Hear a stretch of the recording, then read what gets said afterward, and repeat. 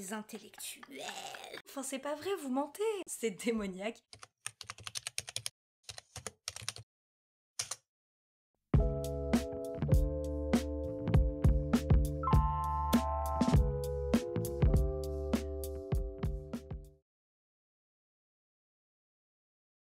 Hello tout le monde! Moi c'est Flo. Et moi c'est Claire. Et bienvenue sur Illegally Blonde, la chaîne YouTube où on décrypte les discours culturels et médiatiques de notre époque. Et comme vous vous en doutez, ça ne donne absolument jamais lieu à des conversations conflictuelles. Comme par exemple avec nos deux sujets du jour, l'IA et la fast fashion, sujets sur lesquels tout le monde est absolument d'accord. Mais au-delà des tensions, vous vous dites peut-être, attendez, c'est quoi le rapport entre des IA génératives et des vêtements en polyester?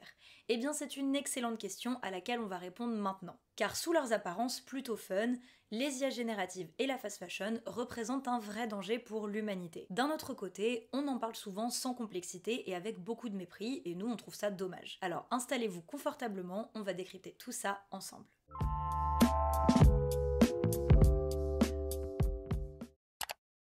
L'un des piliers majeurs qui unit tout ça, c'est ce qu'on appelle la convenience culture. Elle n'a pas vraiment de traduction en français, mais on pourrait la traduire par culture de la praticité, culture de la facilité. En fait, la convenience culture, c'est le fait que l'on cherche perpétuellement à nous faciliter la vie via des innovations. Du moins ça, c'est la définition de base à laquelle on voudrait ajouter plusieurs critères. Déjà, la convenience culture, donc ce fait de toujours chercher à nous faciliter la vie, ça nous fait gagner du temps.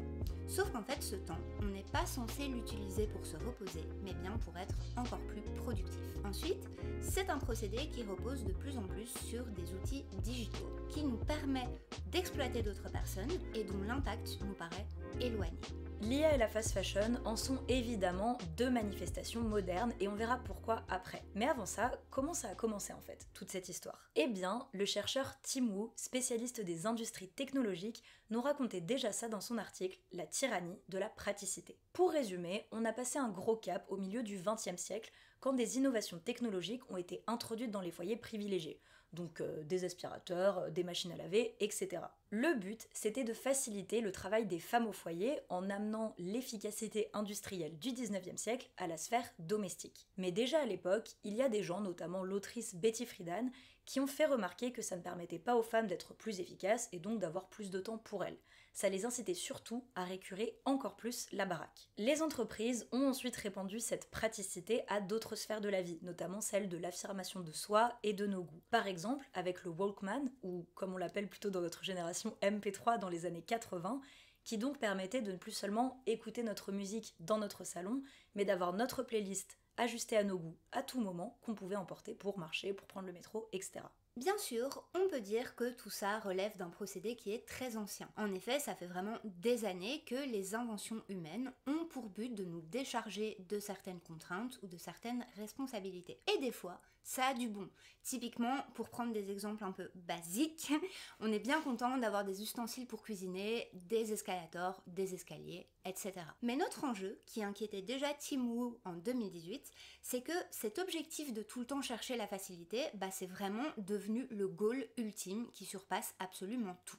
Peu importe leur impact, il nous faut toujours plus de gadgets pour faire les choses à notre place, qu'on en ait besoin ou pas. Et ça s'appuie de plus en plus sur des outils digitaux. The Atlantic l'a bien fait remarquer. En 2010, les millennials ont eu les Uber qu'ils pouvaient commander pour très peu d'argent.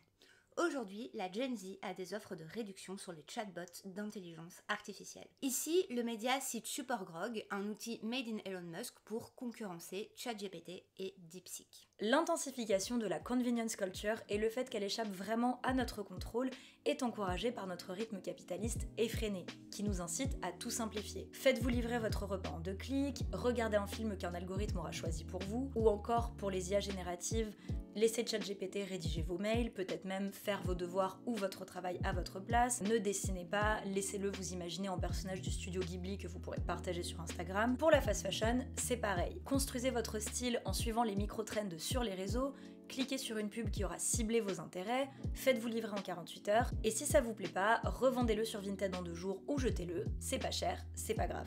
Bien sûr, l'IA et la fast fashion peuvent avoir l'air très différentes, mais elles reposent sur 2 qualités qui sont en fait des illusions. La première, c'est l'impression de gagner du temps grâce à des outils, alors qu'on va le voir, l'IA générative, ça demande beaucoup de travail pour pouvoir la maîtriser correctement, et la fast fashion, ça peut nous entraîner dans des spirales de doom scrolling et de shopping qui nous font perdre énormément de temps. Et en deuxième, c'est la sensation d'abondance. On peut obtenir ce qu'on veut pour très peu cher et sans trop se fatiguer, que ça soit des réponses à nos questions, des représentations flatteuses de nous, ou des objets qui vont nous aider à étayer notre statut social. Enfin ça, c'est ce qu'on croit, mais on en parle dans le chapitre 3. Mais vous vous en doutez, cette accélération et cette abondance ne sont pas sans conséquences. Déjà parce que ça repose sur des procédés matériels qui ont de fait un impact écologique. On sait que à force de l'entendre, on peut être lassé, mais on tient quand même à souligner le fait que l'écologie, c'est ce qui touche à la survie collective de l'humanité à moyen terme, donc c'est extrêmement important. Et pour en revenir à l'industrie de la mode, on va essayer d'être un peu rapide parce que c'est quand même assez connu, eh bien c'est une industrie bien pourrie. Elle produit entre 80 et 100 milliards de vêtements par an et représente 4% des émissions carbone ainsi que 20% de la pollution aquatique. La fast fashion et l'ultra fast fashion sont les manifestations les plus choquantes de l'entièreté de ce système. Typiquement, la fast fashion, ça va être des entreprises comme Kiabi, Zara, H&M, Decathlon, Pull&Bear, etc., etc. La fast fashion, elle imagine des dizaines de milliers de vêtements par an, elle augmente petit à petit ses prix et elle a des boutiques en dur. Et en fait, la fast fashion, elle suit le même modèle que le moyen de gamme, voire le luxe, c'est-à-dire création, production et vente, et ce de manière accélérée. Pour l'ultra fast fashion, c'est un peu différent. Elle est incarnée par des entreprises comme Boohoo, Temu et bien sûr Shein, qui vendent majoritairement via des applications et des plateformes digitales et qui ont décidé de péter le score en matière de rythme. Ici, il ne s'agit plus de renouveler une collection toutes les 2 semaines, ce qui est déjà délirant, mais de vraiment accélérer sans aucune collection et juste en proposant constamment des nouveaux designs. Pour vous donner une idée, Shein imagine environ 300 000 modèles de vêtements par an. Et là, je vous parle des designs, donc les modèles qui vont être sur le site. On ne parle même pas des vêtements qui sont produits et vendus. Ils arrivent à tenir ce rythme qui est quand même très compliqué en influençant et en anticipant le choix des consommateurs. Par exemple, on propose un t-shirt en dentelle, on lance 500 modèles à la vente, comme ça les gens, si ça leur plaît, ils peuvent les commander rapidement. On voit comment ça fonctionne avec la clientèle et si c'est le cas, on en lance 10 000 à la production. Et donc pour faire ça, il faut avoir une chaîne de production extrêmement flexible.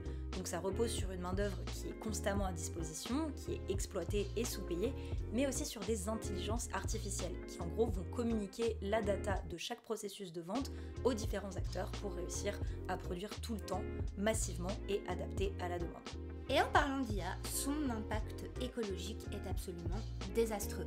Déjà parce que ça produit du CO2 à mort. On estime qu'en France, ce secteur seul va monter jusqu'à 50 millions de tonnes de CO2 par an. Rendez-vous compte. Et généralement, ça empire un autre problème, les data centers. Les data centers, ce sont de gros immeubles dans lesquels il y a des générateurs qui stockent toutes les données d'Internet. Et en fait, pour refroidir ces générateurs, qui chauffent parce que ils travaillent beaucoup, on a eu la bonne idée d'utiliser de l'eau. Sauf qu'en fait, l'eau, c'est une ressource qui est précieuse et qui se tarit. Et en fait, là où l'IA, c'est vraiment la pire des technologies, c'est qu'elle consomme encore plus d'eau que les autres. Et du coup, ce que ça a comme conséquence, c'est que ça va encore plus assécher des régions qui sont déjà arides.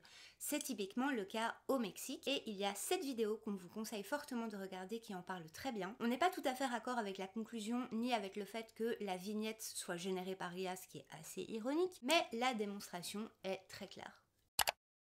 Petit disclaimer, vous remarquerez qu'ici on parle principalement d'IA générative, c'est-à-dire une intelligence artificielle qui est capable de produire des datas, donc du texte, des images, des audios ou des vidéos, qui ont l'air d'avoir été créés par des humains et qui se présentent principalement sous la forme d'un chatbot à qui on peut demander nos exigences et poser nos questions. C'est surtout celle-ci qui nous inquiète car bien sûr les utilisations des intelligences artificielles en général sont extrêmement variées et complexes, mais bon, on est en train de battre notre record du plus long script, donc on va essayer de se concentrer. L'une des entreprises d'IA générative les plus puissantes au monde est OpenAI, qui a présenté ChatGPT à la planète en 2022. Et ça tombe bien car un super livre d'investigation vient de sortir sur cette entreprise et son PDG Sam Altman. Pour produire ça, la journaliste Karen Ao a mené plus de 300 interviews et consulté des centaines de documents afin d'analyser les pratiques ultra violentes de cette entreprise. Et dans une interview pour Ouzbek Erika, elle souligne un point qui nous paraît essentiel. Derrière leur façade hyper humaniste et bisounours du genre on va présenter l'innovation au peuple pour améliorer la condition de l'humanité, eh bien Sam Altman et OpenAI, c'est un gros projet de colonialisme et d'impérialisme. L'histoire du colonialisme européen nous apprend que les empires d'autrefois avaient plusieurs caractéristiques. D'abord, ils s'appropriaient beaucoup de ressources qui ne leur appartenaient pas, mais ils créaient des règles pour faire comme si elles leur appartenaient. Ils exploitaient beaucoup de main-d'œuvre à travers le monde, soit sans la payer, soit en la payant très peu. Ils étaient aussi en concurrence les uns avec les autres, et ils se disputaient sur des critères moraux pour savoir qui avait la version la plus bénéfique pour le futur de l'humanité. Enfin, tous ces empires avaient aussi une mission civilisatrice. Ils justifiaient cette extraction de ressources et cette exploitation de la main-d'œuvre au nom de l'idée que cela profiterait à tout le monde, ferait avancer l'humanité vers la modernité et apporterait le progrès à tous. Mais au final, cet ordre mondial était surtout conçu pour accumuler toujours plus de richesses, de pouvoir et de ressources au sommet, en laissant les autres pays appauvris avec une main-d'œuvre incapable de contribuer à leur propre économie. Aujourd'hui, on voit les empires de l'IA reproduire des logiques similaires. Dans son livre, Ao documente l'exploitation de territoires déjà arides comme on en parlait précédemment. Mais elle documente aussi l'exploitation de travailleurs et de travailleuses au Kenya dont le travail est de trier les données qui sont absorbées par l'IA. Et en fait, cette exploitation de ressources humaines et territoriales, eh bien ça rappelle fortement le principe de la fast fashion. Car en effet, les personnes qui vont produire les vêtements vivent et travaillent dans des pays dits du sud global, où la main-d'œuvre est plus accessible et où donc les personnes sont moins bien payées. Et lorsque ces personnes travaillent et vivent dans des pays dits du nord global, eh bien ce sont généralement des personnes immigrées, des personnes racisées. Et ça rappelle très fortement le scandale de Boohoo en Angleterre. C'est un énorme enjeu féministe, car dites-vous bien que parmi les à peu près 90 millions de travailleuses textiles, eh bien environ 80% d'entre eux sont des femmes. Et donc, cette exploitation, ça donne en vrac des conditions de travail absolument horribles contre lesquelles les gens se rebellent et sont parfois tués, l'exploitation d'enfants, un milieu de travail qui n'est pas du tout sûr et où il y a parfois du harcèlement sexuel, des bâtiments qui s'effondrent et écrasent des milliers de personnes, des semaines de travail de 75 heures, le financement du génocide des Ouïghours en Chine. Et bien sûr, comment parler de mode et de colonialisme sans parler du colonial waste? Parce que pour info, la surproduction et surconsommation de vêtements font qu'en moyenne, on jette l'équivalent d'une benne à ordures remplie de fringues dans des décharges toutes les secondes. Et ces déchets, qui sont principalement générés par le nord global, ils sont souvent expédiés dans des pays du sud global. Par exemple le Chili, dont on voit les tas de vêtements depuis l'espace, mais aussi beaucoup le Ghana, et notamment à Kantamento, qui est un marché dans la capitale Accra, qui accueille chaque semaine des millions de vêtements qui sont déversés notamment par l'Angleterre. Et les artisans de Kantamento, c'est les meilleurs upcycleurs au monde. En général, ils recyclent ou réparent une centaine de pièces par jour. Mais malgré leur expertise et leur créativité, ça ne suffit pas. Les vêtements s'accumulent dans des décharges ou des incinérateurs où il y a donc des accidents, des incendies, mais aussi dans la nature, sur les plages où parfois on ne voit même plus le sable sur des kilomètres. Et tout ça, ça a aussi des conséquences sociales et éthiques absolument catastrophiques. Pour avoir travaillé sur le sujet, j'ai appris des nouvelles façons dont un corps humain pouvait mourir quand je me suis penchée sur le cas de Kantamento. Donc vraiment, ça a un impact très réel. Bref, on est désolé, on insiste sur des détails qui sont pas très cool, mais pour résumer, l'IA et la fast fashion nous proposent des services dont nous n'avons absolument pas besoin, tout en mettant en danger des millions de vies. Et d'ailleurs, c'est ces entreprises même qui le disent, elles ne sont pas là pour aider les gens, mais pour dominer le monde. Je ne sais pas si vous vous rappelez la petite expérience que j'avais menée quand Meta avait lancé son IA chatbot sur Messenger et WhatsApp, c'était assez édifiant. Décris-moi en 2 mots l'objectif de Meta en offrant une IA à ses utilisateurs. Sois franc et direct. Améliorer l'expérience. Dans quel but? Dans le but de renforcer l'engagement et fidéliser les utilisateurs, tout en collectant des données pour améliorer ses services et cibler la publicité. Dans quel but en 2 mots? Générer des revenus. Pourquoi faire en 2 mots? Domination mondiale. Au moins, ça a le mérite d'être honnête. Un autre sujet qui est énormément débattu en ce moment, c'est que en fait, pour faire ces images alternatives et ces jolis t-shirts, c'est impossible en fait à créer à une telle cadence et en aussi peu de temps, aussi vite. Du coup, il n'y a pas de secret, on vole le travail des artistes. Typiquement avec la fast fashion, on vole des petits designers ou des artisans qui n'ont pas les moyens de se défendre. Et avec l'IA, c'est encore pire, elle tire littéralement ses capacités de base de données volées. En fait, l'IA, ce qu'elle va faire, c'est qu'elle va digérer et copier l'entièreté des textes sur internet, les images de Studio Ghibli, des textes littéraires, etc. etc. C'est vertigineux et d'ailleurs, les dirigeants de Meta ont récemment déclaré qu'en fait, demander leur consentement aux artistes, c'était pas une option, sinon ça tuerait l'industrie de l'IA. Donc en fait là, c'est carrément assumé et pour eux c'est pas grave de voler le travail de personnes précaires qui ont mis tout leur cœur à l'ouvrage et tout ça pour créer des images ou des contenus qui détruisent la planète, le tout littéralement en exploitant des personnes qui sont encore plus précaires que ceux dont on vole le travail à la base, au KLM. Et bien sûr, de nombreuses personnes qui ont voulu se figurer par exemple en personnage du studio Ghibli n'avaient pas du tout conscience de ça et voulaient juste faire une expérience super mignonne. Parce que oui, c'est fun et c'est facile, et en ce moment le monde c'est pas spécialement le festival de la rigolade. Donc c'est normal que les gens sautent sur la première occasion d'avoir un tout petit peu de joie ou de plaisir dans leur journée. Mais malheureusement, ça a des conséquences que les gens ne connaissent pas, mais aussi qu'ils refusent de regarder en face. Et ça d'ailleurs, c'est le propre du capitalisme. Fragmenter ses chaînes de production afin de mettre son impact à distance et de nous en distraire. Déjà en 1982, la militante altermondialiste Starhawk s'inquiétait de ce phénomène qu'elle appelle la culture de la mise à distance dans son super livre Rêver l'obscur. Pour elle, cette mise à distance fait que nous oublions les conséquences que nos actions peuvent avoir sur d'autres personnes, nous oublions que nous sommes interdépendants et connectés à l'échelle planétaire. Mais même à une échelle locale, cette convenience culture, elle met à mal nos liens communautaires. Typiquement, en ce moment, on voit un énorme essor de pubs de type « Pourquoi demander à votre entourage de vous amener à l'aéroport alors que vous pourriez commander un Uber ?» ou « Pourquoi demander à vos potes de vous aider à déménager alors que vous pourriez payer un déménageur ?» Et en fait, à petite échelle, chill, tout le monde fait sa vie. Mais à partir du moment où c'est systématisé, on perd l'habitude de donner ou de rendre des services de manière non monétaire et aussi on perd cette notion d'effort relationnel. En fait, on perd l'habitude de faire l'effort d'être sympa. Dites-vous qu'avec l'IA, ça part complètement en couille. Typiquement, il y a des personnes qui racontent toute leur vie à ChatGPT dans l'espoir d'avoir des conseils relationnels. Genre pour avoir son avis sur des actions dans la vraie vie plutôt que de parler à leur entourage ou à un psy. You don't want a relationship. Why get into a talking stage? You're right. If he really wanted something, he's showing more effort instead of just talking in circles. He's just an idiot. Let's just call it what it is. He's an idiot. He's an idiot. Exactly. That's the part that's confusing. If he already knows he doesn't want a relationship, why even start talking in the first place? Cet essai vidéo de la youtubeuse TinyC en parle très bien et elle y explore les conséquences que ça peut avoir sur le schéma relationnel des gens et typiquement ça montre qu'il y a des personnes qui ont un attachement hyper toxique au chatbot qui peuvent parfois mener à des suicides. Il y a aussi le psychologue Michael Stora qui en parlait à Libération. Le problème, c'est que cette conversation avec l'IA équivaut à un dialogue en miroir qui ne fait que renforcer l'idée que les autres, c'est l'enfer. L'IA est sympa, polie, toujours dispo. Elle a réponse à toutes mes questions, alors que dans la réalité, l'autre, l'ami ou le psy, ne répond pas forcément ce qu'on veut entendre. Il nous entrave. Contrairement à un proche, le chatbot est là, à portée de main, tout le temps, dès qu'on le souhaite, comme personne ne le peut.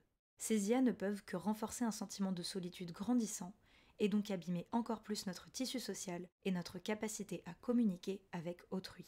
Et bien sûr, cette utilisation de plus en plus répandue révèle des failles systémiques entre le temps de travail qui écrase tout le monde, la crise économique, tout simplement ça coûte une blinde de sortir boire des coups avec des gens, ou même les conséquences sociales du confinement, il y a beaucoup de personnes qui n'ont pas un entourage solide ou les moyens par exemple de faire appel à un psy.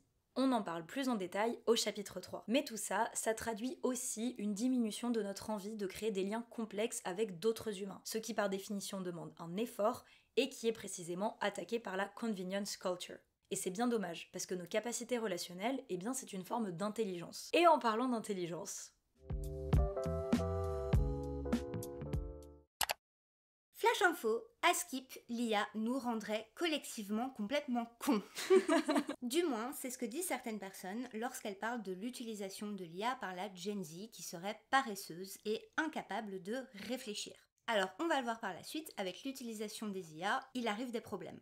Mais on tient quand même à souligner qu'on détecte ici une petite panique morale. D'ailleurs, petite info en passant, sachez que le fait que les adultes, les personnes plus âgées, se plaignent de la jeunesse, ça a toujours existé, on en a même retrouvé des traces qui datent de l'Antiquité. Pour vous donner une idée, on a retrouvé une tablette d'argile babylonienne qui date donc d'il y a environ 3000 ans, où quelqu'un écrit « La jeunesse d'aujourd'hui est pourrie jusqu'au tréfonds, mauvaise, irreligieuse et paresseuse.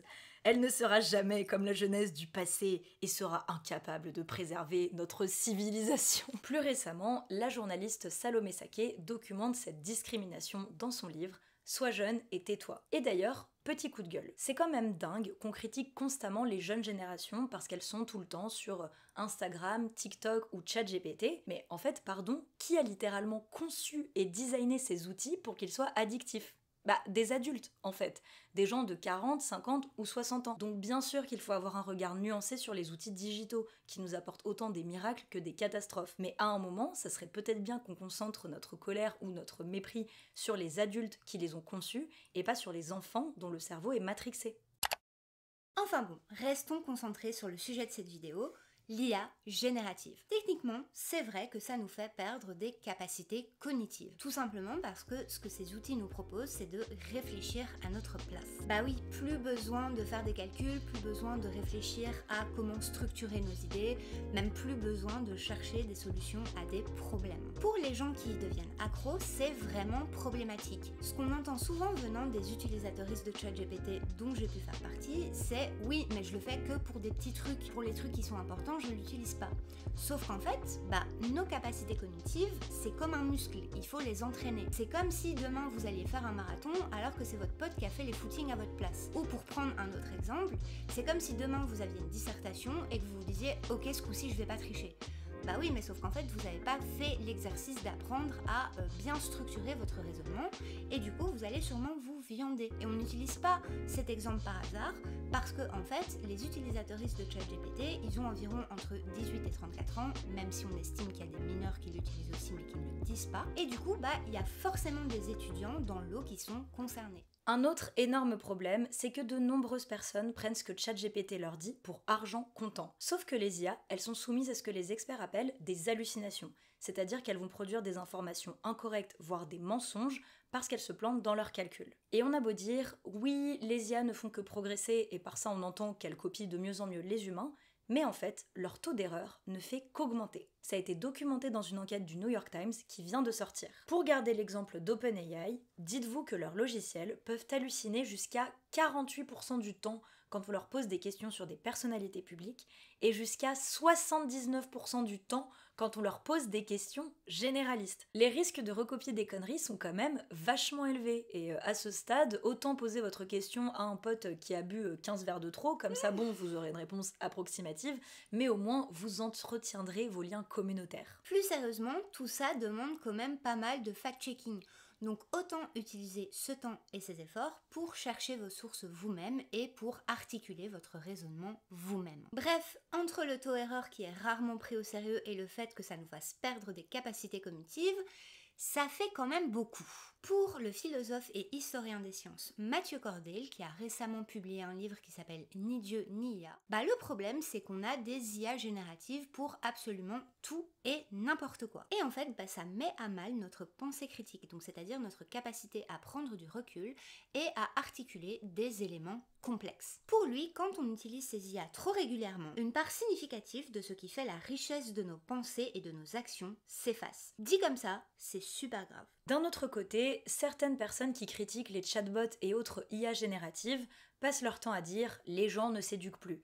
Et ça peut avoir un côté hyper conservateur. Car bien sûr, l'éducation traditionnelle et l'école, par exemple, ça donne de très bons outils de réflexion. Mais c'est aussi un lieu de grosse reproduction des inégalités sociales, de discrimination à l'encontre des personnes issues des classes populaires, des personnes neuroatypiques, ou tout simplement des personnes qui n'ont pas absorbé la culture académique légitime.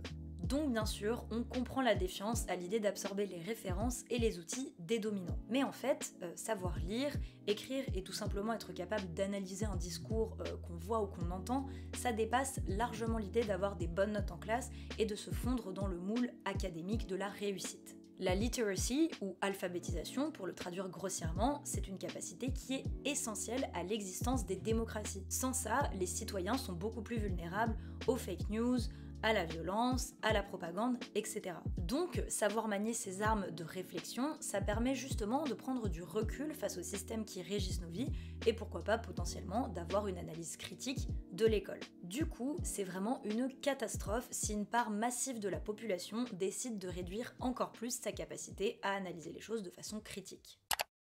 C'est pas pour rien que de nombreux révolutionnaires sont aussi des penseurs, peu importe la façon dont ils expriment leurs idées. On pense notamment à James Baldwin, à Malcolm X, à Louise Michel ou encore à Emma Goldman qui étaient listés parmi les terroristes aux États-Unis. Et ça va nous emmener vers une énième digression qui va de pair avec la perte de l'esprit critique et c'est la montée de l'anti-intellectualisme. En gros, l'anti-intellectualisme, c'est un courant de pensée qui est alimenté par la droite et par l'extrême droite, et qui consiste à dire qu'il y aurait une élite intellectuelle, alors qu'en soit, intellectuel de base ça veut rien dire, qui serait ultra wokiste, qui aurait l'oreille des dirigeants, donc qui ne serait pas neutre, et qui influencerait négativement la société, le tout en snobant le vrai peuple. Mais donc, ces personnes sont obsédées par les biais de l'université et de tous les intellos, comme si c'était un groupe de personnes identiques qui étaient d'accord sur tout. Et on vous prévient tout de suite, pour nous, c'est hyper sain d'avoir un recul critique sur le monde académique et universitaire, qui est rempli de discrimination et très difficile d'accès. Un peu comme le journalisme dont on parlait dans notre vidéo précédente. Mais ce qui est hilarant, c'est que ces anti-intellectuels, ils nous donnent l'impression que l'université serait un haut lieu de féminisme ou de pensée queer, ce qui non seulement déjà est faux, et en plus où serait le problème, mais aussi que c'est là où sont les grands dominants de la société. Alors que ces anti-intellectualistes, ils appartiennent eux-mêmes à des élites financières et médiatiques hyper conservatrices qui influencent largement plus les décisions politiques de nos pays que, disons, les travaux de 3 thésards en études de genre. Pour vous donner un exemple, il y a un mec qui est chroniqueur au Figaro et qui a récemment sorti un livre dans lequel il dit littéralement « Les diplômés sont dangereux pour la démocratie ». Sauf qu'il est lui-même diplômé d'une université qui est hyper élitiste, Cambridge, et ce, en économie. Mais bon, lui c'est ok, ceux qui critiquent c'est l'élite des méchants étudiants en sciences sociales comme nous. C'est-à-dire les gens qui analysent scientifiquement comment la société fonctionne. Mais bref, si vous voulez le voir se faire défoncer par l'historienne Ludivine Pantini, eh bien, c'est cadeau. Et devinez qui d'autre est fièrement anti-intellectualiste? Donald Trump! Et qui d'autre est complètement obsédé par l'IA au point qu'il veut y investir 500 milliards d'euros? C'est encore Donald Trump. Genre vraiment, le mec, il est pour une absence de régulation des entreprises qui font de l'IA générative. Et d'ailleurs, il s'amuse comme un petit fou avec ChatGPT où il s'invente en roi pendant son élection, en pape, il imagine une Riviera en Palestine et il utilise le style Ghibli pour faire de la propagande absolument atroce. Aux États-Unis, la Maison-Blanche est même allée, vous le voyez, jusqu'à publier l'image cartoonisée d'une migrante en pleurs lors de son expulsion, un filtre utilisé de façon scabreuse comme un outil de propagande et d'humiliation. D'ailleurs, Macron aussi est fan de l'IA, donc ça fait quand même beaucoup de red flags. Alors bien sûr, les IA génératives n'ont pas nécessairement été imaginées en mode complot d'asservissement massif. Mais c'est quand même important de noter qu'elles nous font perdre beaucoup de capacités cognitives et que visiblement ça n'est pas pour déplaire au gouvernement dont les tendances peuvent s'approcher du fascisme. Du coup, super conclusion, réfléchir c'est important. Et la mode dans tout ça? Est-ce que c'est un outil de décérébration massive de la société? Bon, peut-être pas, calmons-nous. De toute façon, on vous a dit que l'IA et la fast fashion se ressemblaient mais qu'elles n'étaient pas identiques sur tous les points. Ceci étant dit, la mode, notamment via son rythme de tendance effréné, peut servir des idéaux conservateurs. Et ça se remarque beaucoup avec les micro-trends de lifestyle sur TikTok. On vous explique pour celles et ceux qui ne sauraient peut-être pas, mais en gros, à cause de la pression de la fast fashion et de l'ultra fast fashion, en fait, le rythme de production de l'industrie, il est totalement parti en live. Pour l'alimenter et manipuler les consommatrices, eh bien, les tendances jouent un rôle essentiel. Typiquement, maintenant, il faut mettre ce jean, les autres jeans, c'est out. Ça, c'est la couleur de l'année. Maintenant, il faut des manches comme ça et pas comme ça. Enfin bref, vous avez compris. Et globalement, ça c'est pas nouveau, ça existe depuis des dizaines et des dizaines d'années. Mais ce qui a changé, c'est que avec l'émergence des réseaux sociaux et avec la mise en scène de nos vies qu'ils permettent, eh bien aujourd'hui, les tendances se sont devenues des esthétiques de vie. C'est-à-dire que maintenant, ça ne va plus seulement nous dicter comment nous habiller, mais aussi ce qu'on mange, comment nous maquiller, nos hobbies, nos activités. Enfin bref, on se retrouve avec une vraie accumulation de industrie de la mode, industrie de la beauté et industrie du régime. D'ailleurs, on a fait une vidéo là-dessus il n'y a pas tellement longtemps, on vous conseille d'aller la regarder. Outre le consumérisme, ça pose un problème politique. Car ces tendances, qui influencent quand même des millions de personnes sur les réseaux sociaux, eh bien elles peuvent parfois porter en sous-texte des idéaux conservateurs, néolibéraux et même hyper réactionnaires. Par exemple avec la tendance Old Money, qui romantise le style des héritiers bourgeois, ou encore le Quiet Luxury, qui valorise la distinction de classe à travers un style sobre et minimaliste. Ou par exemple la Clean Girl, qui propose de programmer et de rentabiliser chaque instant de notre journée pour devenir la meilleure version de nous-mêmes, à comprendre la plus productive pour réussir notre carrière. Youpi! Ou encore Cottagecore, qui fantasme une vie proche de la nature et une féminité extrêmement délicate. Et on va être clair tout de suite, il n'y a aucun problème si vous aimez boire des matchas en portant des leggings couleur pastel ou enfiler des robes en dentelle pour aller à la campagne. Personnellement, je peux faire ça relativement souvent. Ou même carrément, si vous avez envie de vivre dans une grande maison avec plein d'enfants, c'est évidemment ok, faites-vous kiffer. Notre problème, c'est quand des idéaux politiques qui peuvent être alimentés par des trends sont diffusés par des influenceurs-influenceuses. Influenceuses qui vont subtilement servir de la propagande réactionnaire à leurs millions d'abonnés. On le voit typiquement avec les influenceuses tradwife dont l'objectif c'est de faire en sorte que toutes les meufs restent à la maison pendant que leur mari travaille. Mais bon, c'est tellement joli. Du coup, la mode et son cycle de tendance ultra rapide prennent un tournant clairement réactionnaire, comme en parle souvent la youtubeuse Jordan Teresa ou encore le créateur de contenu Matt Bernstein qu'on adore. C'est la Claire de la post-prod. Si on veut aller plus loin sur la mode et la pensée critique, une amie m'a fait une remarque hyper intéressante. Parce que certes, ChatGPT nous dit quoi écrire et quoi penser, mais les micro-trends, elles nous disent comment nous habiller quasiment à la semaine sans réfléchir à notre style personnel et à nos envies. Alors clairement, c'est moins grave que quand les gens ne réfléchissent plus à ce qu'ils lisent ou à ce qu'ils vont dire, mais quand même, c'est une énième manifestation du système qui ne nous encourage pas à développer nos goûts, nos opinions et donc notre réflexion en nous donnant des solutions pratiques qui nous promettent une forme d'intégration sociale. Bref, notre pensée critique peut aussi s'appliquer à la mode et aux créatrices de contenu qu'on suit sur les réseaux. Mais bon, bien sûr, notre pensée critique, on ne doit pas seulement l'utiliser pour déjouer les pièges de l'extrême droite qui se trouvent absolument partout.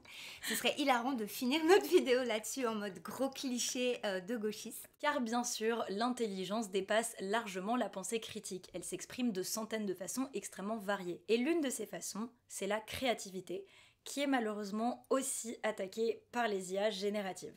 On vous parlait déjà tout à l'heure du danger que courent les artistes et les artisans parce que leur travail se fait voler, mais c'est aussi une question de processus. Parce que plein de gens considèrent qu'ils ont créé une œuvre d'art en donnant 3 prompts à une IA.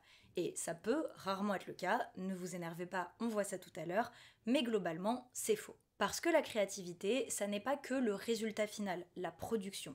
C'est à propos du procédé, du changement d'idée, de la galère, des tâtonnements. C'est précisément ce qui fait l'intérêt des œuvres. Elles sont le résultat d'un processus humain et complexe dans lequel on peut nous-mêmes projeter notre humanité pour entrer en dialogue avec ces œuvres et avec les personnes qui les ont créées. Et dans le cas des artistes ou même des créatrices de contenu, c'est leur effort conscient et inconscient qu'ils ont mis dedans qui font leur patte, leur signature. La youtubeuse Tiffany Ferg résume très bien ce qu'on en pense ici. Discussed in some of my behind the vid shorts recently, these videos take me anywhere from like 45 to 60 plus hours each. I read many articles and essays, I peruse social media, reading through tons of comments, letting ideas simmer, and then I write. And it is really hard. I struggle through every video. I could pay for a whole month's ChatGPT subscription for less than like 1 hour's wage. And it would be so much faster. Maybe instead of only posting 1 or 2 uploads a month, I could post a video every week. I could more than double my revenue. Holy shit.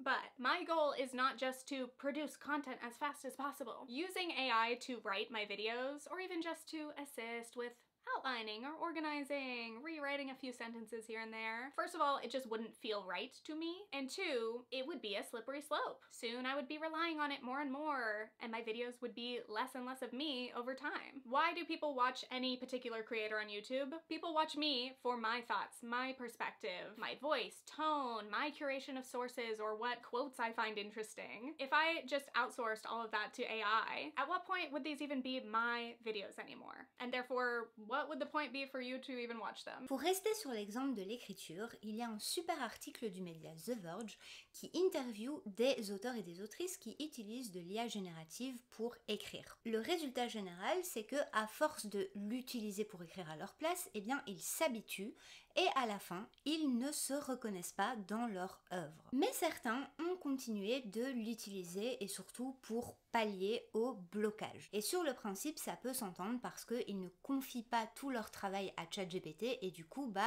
le process leur appartient toujours. Sauf que éthiquement, en fait, ça flingue la planète et ça vole le travail d'autres auteurs. Donc oui, le blocage en écriture, c'est super chiant, mais est-ce que dans la liste des problèmes à résoudre, ça légitime vraiment le fait de flinguer la planète et de voler le travail d'autres personnes? Et ce qui est intéressant, c'est que l'une des personnes qui témoigne dans cet article est devenue obligée d'utiliser une IA parce qu'elle est soumise à un rythme de publication de plus en plus effréné. Elle publie ses livres sur une plateforme gérée par Amazon, qui donc propose aux gens de payer les auteurs pour des livres digitaux, qui peuvent être publiés parfois tous les mois. Et en fait, si on ralentit son rythme de publication, eh bien notre communauté peut se désintéresser et arrêter de nous financer. Ici, c'est génial, même la littérature est soumise à un rythme productiviste. Wonderful. Donc dans le cas de cette personne, elle gagne ses revenus d'autrice à plein temps, mais franchement, à quel prix ? Un stress constant qui fait qu'elle doit laisser une machine faire une grande partie de son travail de rêve. Ici, l'écriture ne semble plus être pratiquée pour l'amour du processus, mais pour le fait qu'elle accorde un statut public d'écrivaine. Et du coup, le job perd un peu de son sens. Et on en revient au point qu'on soulignait pendant notre chapitre 1 avec la convenience culture. Cette femme, elle travaille plus efficacement, mais certainement pas pour se reposer. Elle se soumet simplement à un rythme de travail de plus en plus intense qui est déterminé par une plateforme digitale. Ici, l'IA vient résoudre un problème qui est causé par un système qu'elle contribue justement à nourrir.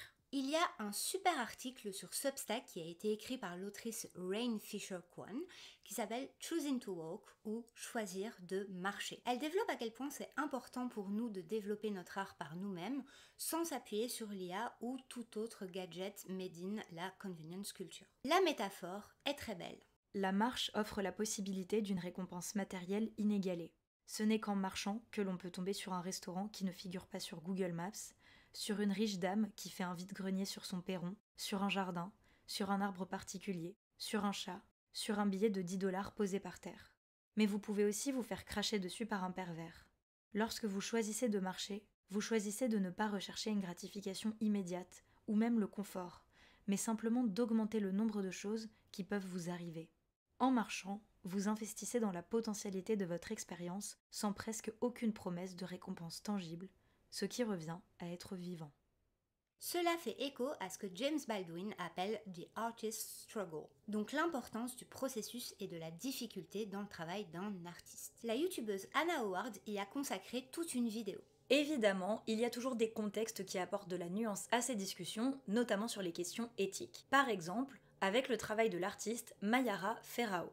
Elle a réalisé une série de photos digitales conçues par l'IA pour représenter des personnes queer au sein de communautés qui ont souffert de la colonisation, donc qui ont hérité de beaucoup de queerphobie via le christianisme et les idéaux européens de l'époque. Donc l'idée de ce projet, c'est de créer des images d'archives de ce qui aurait pu être si la colonisation n'était pas arrivée. Et donc ça nous montre des scènes de complicité et d'intimité, notamment entre des femmes, et c'est évidemment hyper touchant. Il y a aussi l'artiste visuel Zora Hassani qui avait réalisé une image très belle et très touchante en hommage à Aboubacar Cissé, un jeune homme de 22 ans qui s'est fait assassiner par un terroriste islamophobe en avril dernier alors qu'il allait prier dans une mosquée. Et dans notre société remplie d'islamophobie, de LGBT-phobie, etc., Ces images peuvent être un véritable outil de résistance, mais aussi un moyen de dessiner des futurs qui nous semblent souhaitables politiquement. Bon, après, ça n'enlève rien aux violences qui sont perpétrées par des entreprises comme OpenAI. Comme on vous l'a dit, c'est assez compliqué. Franchement, dites-nous ce que vous en pensez si vous êtes concernés, parce que c'est quand même vachement complexe comme question. Mais il est possible de faire des IA locales pour des projets essentiels, qui ne reposent pas sur l'idée d'apporter un outil de progrès pour l'humanité tout entière, mais qui répondent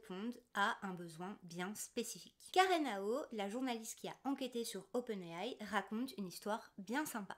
Je donne l'exemple d'une radio associative maori en Nouvelle-Zélande qui souhaitait revitaliser la langue maori, qui a été décimée par le colonialisme, en récupérant toutes les archives dont ils disposaient et en les rendant facilement accessibles, en les transcrivant et en créant des interfaces pédagogiques interactives, permettant aux apprenants maoris d'écouter l'audio, de consulter le texte avec les définitions, les traductions, etc. Ils ont réalisé qu'il n'y avait pas assez de locuteurs maoris dans le monde pour réaliser ce type de transcription et qu'il leur fallait recourir à l'IA. Ils ont donc créé un outil de reconnaissance vocale, mais à chaque étape du développement de l'IA, ils ont veillé à ne pas consolider ni redistribuer le pouvoir. Pour la collecte de données, avant même de lancer le projet, ils ont demandé le consentement total de la communauté. Ils ont donc expliqué à tout le monde comment fonctionne l'IA et de quel type de données ils avaient besoin. Ils ont ensuite veillé à ce que leur centre de données et leurs serveurs ne les exploitent pas dans le cloud. Ils ont acheté leur propre puce pour héberger leur propre serveur. Ils ont ensuite créé une licence stipulant que toute personne souhaitant accéder à ces données doit signer des clauses juridiquement contraignantes concernant leur utilisation. Ainsi, ils ont veillé à ce que les données ne tombent pas entre les mains de personnes susceptibles de développer des projets sans le consentement de la communauté maori ou de développer des projets susceptibles de lui nuire. Au final, ils ont pu créer ce modèle de reconnaissance vocale avec peu de données, un modèle très compact, sans aucune exploitation du travail à aucun moment du processus et sans impact environnemental important. Bon, on voit bien que les sujets dont on parle aujourd'hui recouvrent des enjeux extrêmement complexes, que ce soit sur le plan personnel, collectif, éthique, artistique ou politique. Et justement, pour avoir des discussions productives, pour avoir des débats dont les conclusions peuvent être utiles à tout le monde, il nous faut certes des sources carrées, mais aussi beaucoup de bonne foi. Et justement, on trouve que sur l'IA et la fast fashion, c'est quelque chose qui manque de tous côtés. Accrochez-vous, on va parler de classisme, de mépris de classe, mais aussi de son instrumentalisation.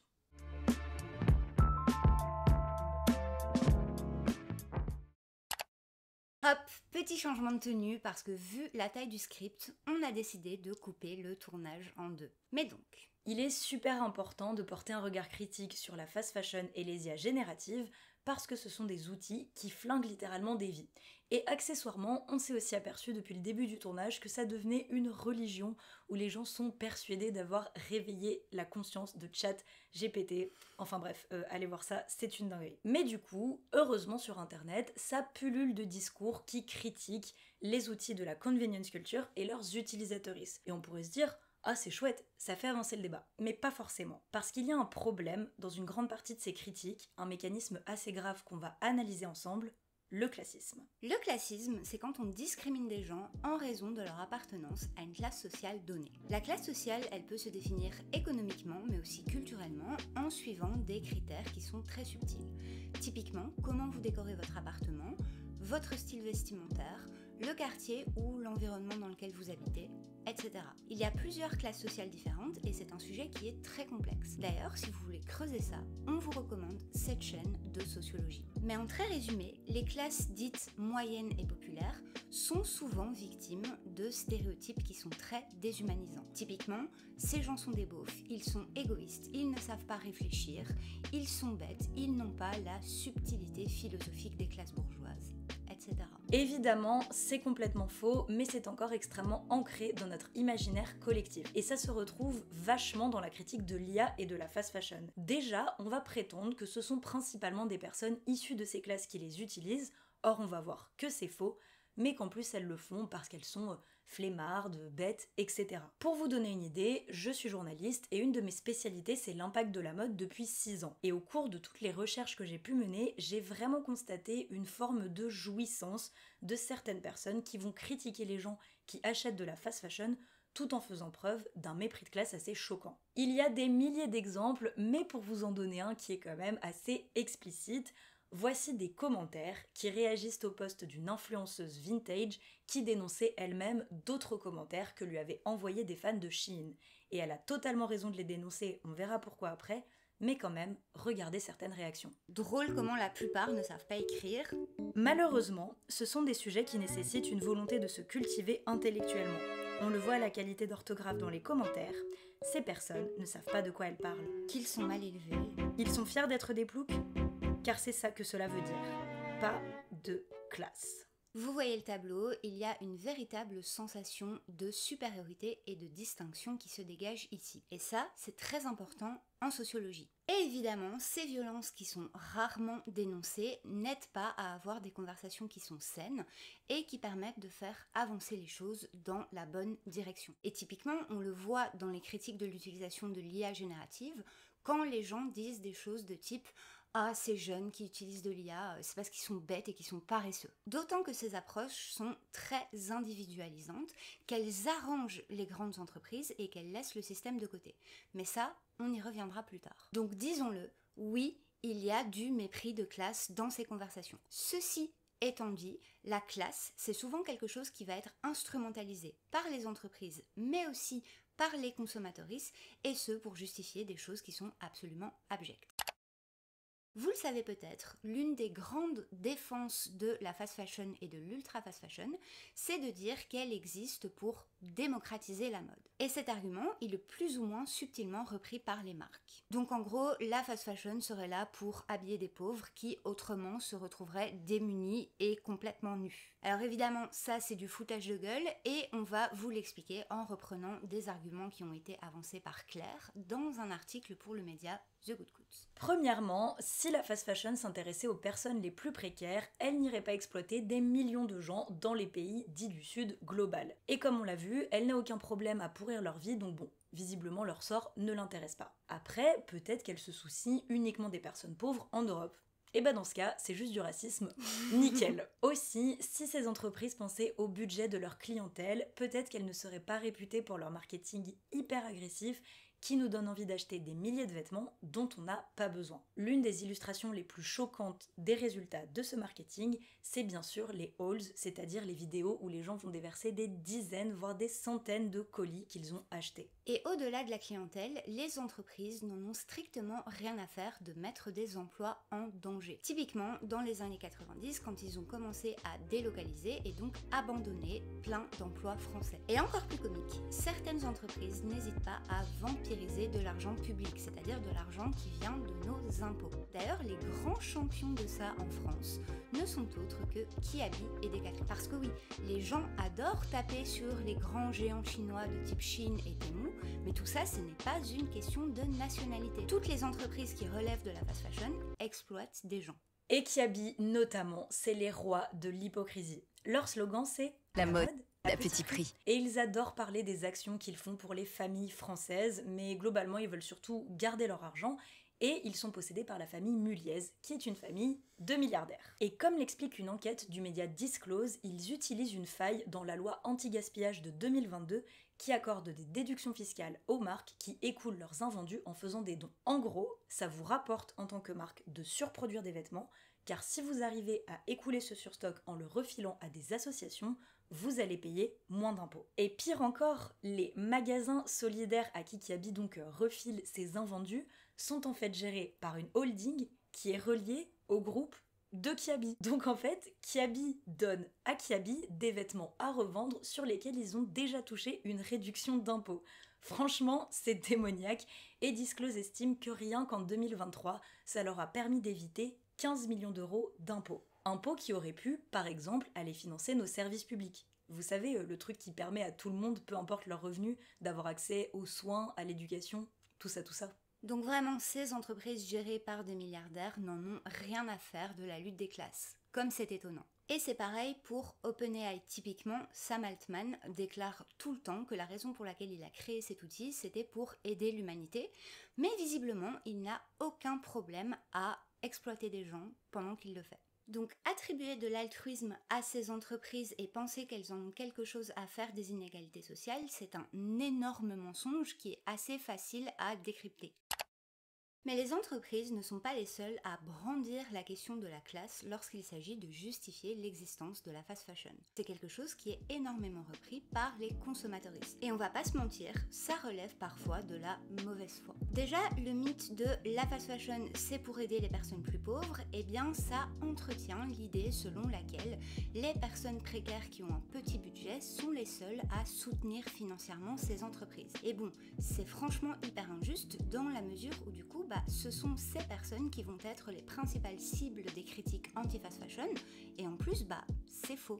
Par exemple, pour mon article dans The Good Goods, je me suis entretenue avec pas mal de personnes qui n'avaient quasiment aucune thune. Et ce qui en est ressorti, c'est qu'elles achètent déjà très peu de fast fashion car précisément elles ont très peu d'argent à dépenser, mais aussi qu'elles préfèrent parfois se fournir dans des friperies, dans des ressourceries, auprès d'associations, tout simplement parce qu'elles ont des vêtements aussi peu chers que dans la fast fashion, mais aussi qui durent plus longtemps, donc elles vont devoir racheter moins vite. Donc on voit bien que les personnes les plus pauvres ne se jettent pas nécessairement sur Shein.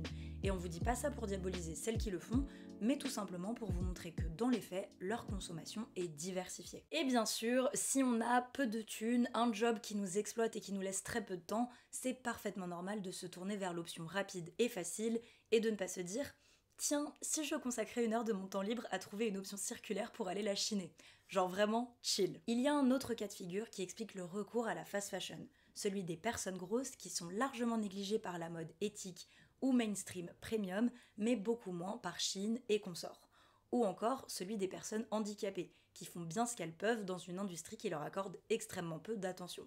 Eh ben, il faut bien que tous ces gens s'habillent un minimum. De façon plus générale, il y a plein de situations dans lesquelles la convenience culture est le choix logique au vu de nos difficultés. Typiquement, je vais vous raconter une anecdote. Il y a quelques mois de ça, j'étais en vacances en Italie, j'étais toute seule dans une chambre d'hôtel, il était très tard, et j'ai fait une énorme crise d'angoisse. Il était tard, du coup je pouvais pas vraiment appeler mes potes, et je pouvais pas appeler les urgences parce que non seulement j'étais en crise d'angoisse, mais en plus, je parle pas italien. Et du coup, ChatGPT m'a vraiment aidé à me calmer. Ou alors, on pourrait prendre l'exemple d'une personne qui est isolée administrativement et qui du coup ne sait pas où trouver de l'aide associative et qui ne parle pas français.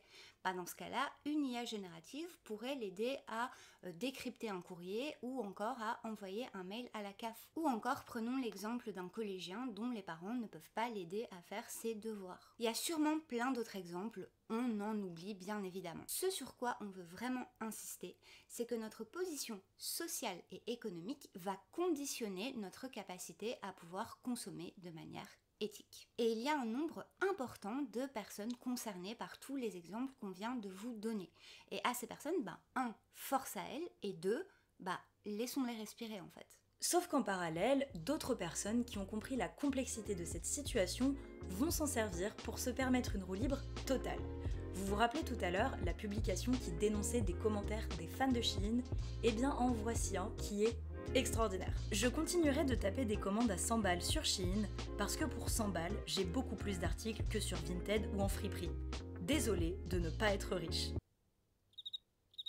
La beauté de ce commentaire, c'est qu'il réunit à peu près tous les problèmes dont on a envie de parler. Déjà, se plaindre que pour 100 €, on n'a pas assez d'articles en fripe ou sur Vinted, en sachant que le prix moyen sur la plateforme c'est d'une quinzaine d'euros, c'est clairement vouloir surconsommer. Parce que, à moins d'avoir des enfants qui grandissent beaucoup, on n'a pas besoin, pour se constituer un style, de consommer une dizaine de pièces par an, voire par mois, ce qui de toute façon est déjà possible avec 100 € sur Vinted. Et peut-être que cette personne n'est pas techniquement riche, on ne connaît pas son salaire.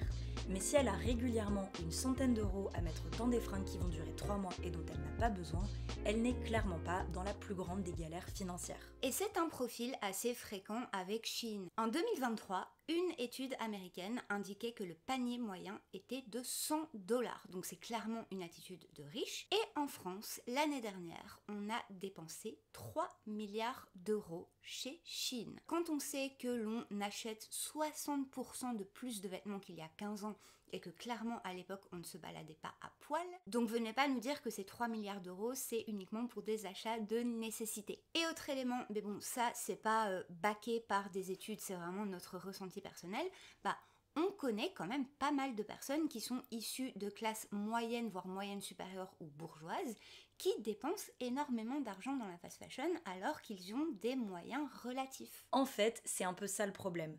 Beaucoup de gens refusent d'être de bonne foi sur leur position sociale et leurs privilèges, tout relatifs, qui font qu'ils ne sont pas nécessairement obligés d'exploiter d'autres personnes pour avoir des petits plaisirs tant qu'ils ne surconsomment pas. Ça s'applique aussi à ChatGPT.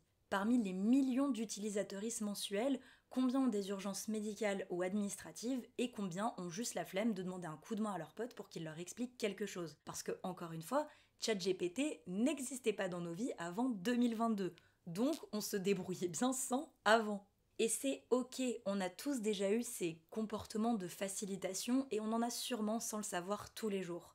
Ce qui nous choque, c'est quand des gens viennent à connaître ces informations et qu'ils sont prêts à instrumentaliser n'importe quel problème hyper sérieux pour éviter toute remise en question. Par exemple, pour la fast fashion, il y a énormément de monde qui disent que le vêtement est un marqueur social. Et en soi, c'est tout à fait vrai. Mais après, ils vont dire que c'est classiste de leur rappeler que la fast fashion exploite des personnes encore plus pauvres qu'elles. Et dites-vous, typiquement, l'autrice Aja Barber, qui a écrit le livre Consumed, qui parle de consumérisme et de colonialisme, a été tellement exaspérée par la récurrence de cet argument qu'elle en a écrit des dizaines de textes. Pour la citer, « Porter un outfit mignon n'est pas un droit humain. Nous normalisons l'idée que les tenues branchées sont des droits humains, alors que d'autres sont esclavagisés pour les fabriquer. » Et cette phrase, elle va nous aider à comprendre un facteur clé dans le succès de l'IA et de la fast fashion. C'est un truc qu'on n'a pas dit au début de la vidéo, mais pour nous, l'un des grands atouts séduction de la convenience culture actuelle, c'est qu'elle rend l'exploitation d'autrui accessible à beaucoup plus de monde. C'est-à-dire qu'avant, les domestiques ou les esclaves pour le quotidien, ils étaient réservés à une élite financière extrêmement restreinte. Mais aujourd'hui, on est beaucoup plus nombreux à pouvoir nous reposer sur l'exploitation d'autrui pour des petits plaisirs dont on n'a pas besoin, parce que ça coûte tout simplement beaucoup moins cher. Et honnêtement, on pense que cet accès à ce marqueur social spécifique, il est assez agréable pour pas mal de personnes. On pourrait dire qu'elles y voient une façon de se rassurer, inconsciemment ou pas, sur le fait qu'elles ne sont pas non plus tout en bas de la hiérarchie sociétale. En gros, le late stage capitalism, c'est un peu...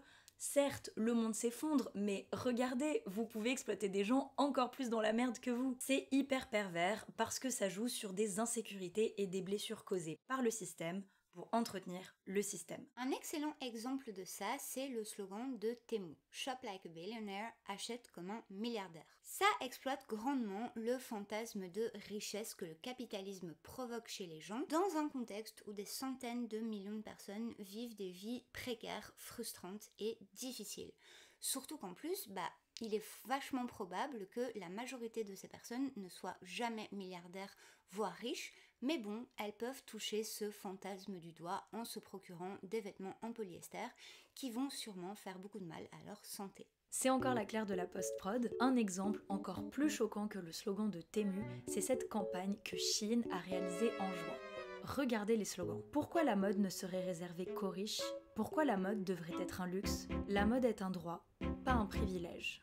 Bon, déjà, ils ont pas lu Aja Barber, mais en plus, regardez ce niveau de manipulation. Ils font clairement appel à un vocabulaire progressiste, issu des luttes sociales, pour vendre leurs fringues toxiques qui reposent sur de l'exploitation sociale. Franchement, médaille d'or de l'hypocrisie. Et cette distraction, elle fonctionne aussi pour les IA génératives. Vous n'avez pas de congé payé, vous n'avez pas de thunes pour partir en vacances, et ben c'est pas grave, vous pouvez vous imaginer voyager dans l'univers des studios Ghibli et ensuite le poster à vos followers. Et comme on le disait, ces solutions de facilité sont attractives à ce point car c'est la merde économiquement. Les services publics sont démantelés méthodiquement par le gouvernement, on a l'inflation, la stagnation des salaires, de plus en plus d'emplois précaires, le temps de travail qui se rallonge, une épidémie de burn-out à travers le pays. Bref, le capitalisme est en train de vider les forces de tout le monde et donc leur capacité à résister et à ressentir de la joie authentique. Et une fois qu'il a fait ça, il leur propose des solutions de compensation. C'est un petit peu comme si là, un mec arrivait, vous pétez le bras, puis vous fournissez un plâtre que vous ne pourriez jamais totalement enlever en vous disant « Je suis pas tellement sympa de me soucier de tes problèmes, c'est démoniaque en fait ». Bon mais du coup, maintenant qu'on a compris à quel point la merde dans laquelle nous sommes est complexe, qu'est-ce qu'on fait ? Vous commencez à nous connaître, on ne va pas vous laisser avec ce tableau pourri sans proposition d'action. Et selon nous, il y a plusieurs choses à mettre en place à différentes échelles.